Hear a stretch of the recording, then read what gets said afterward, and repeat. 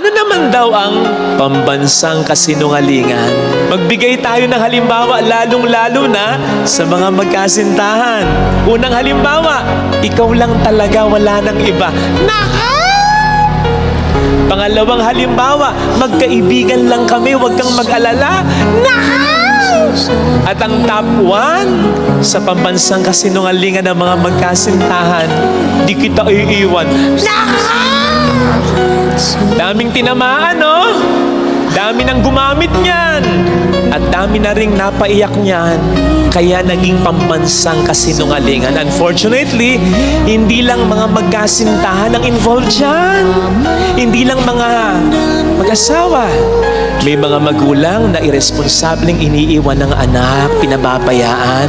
May mga anak na kinakalimutan, iniiwan ng magulang. May mga kapatid na walang malasakit sa kapatid, hindi pinakikisamahan. May mga kaibigan na hindi mo maasahan nang iiwan. Kaya maraming biktima niyan.